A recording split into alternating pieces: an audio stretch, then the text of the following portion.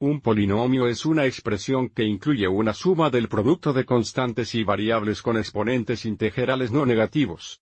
Un ejemplo de un polinomio sería 9a más 7 hasta el tercero, 5, 4a cuadrado. Aviso de que todos los factores variables contienen exponentes íntegros no negativos. Este polinomio tiene 4 términos. El primer plazo sería 9 años. El grado del término es el exponente en el factor variable. Entonces, 9 años es lo mismo que 9 años al primero. Entonces, este es un grado de un plazo, y el coeficiente es el factor constante con el número delante del factor variable, así que el coeficiente es 9. El segundo plazo sería cubierto 7 y o tercero al tercero. El grado otra vez es el exponente del factor variable. Así que es un grado 3 y el coeficiente es el factor constante, en este caso, 7. Mirando al tercer plazo.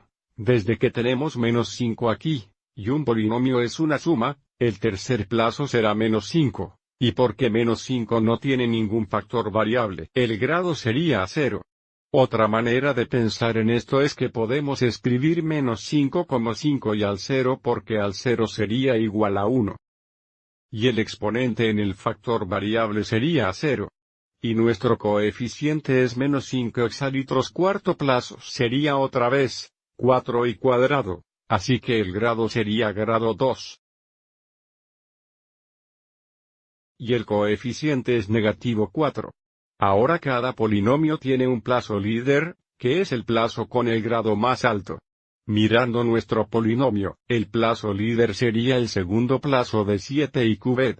Así, el coeficiente líder sería 7 y el grado del término líder sería 3. Y el grado del polinomio es igual al grado del término líder, así que es un grado 3 polinomial. Y entonces normalmente al escribir un polinomio, queremos que los términos están en orden descendente, lo que significa que arreglamos los términos para que el plazo de grado más alto es primero, seguido por los otros términos para disminuir el grado. Así que, para escribir esto en orden descendente, hemos cubierto 7 años. El próximo grado más grande es el grado 2, así que tendremos menos 4 cuadrados. El próximo grado más alto sería el grado 1 plazo. Entonces, tenemos más de 9 años seguidos de grado 0 con un término constante, así tenemos menos 5. A continuación, miraremos un polinomio y dos variables. Espero que hayas encontrado esto útil.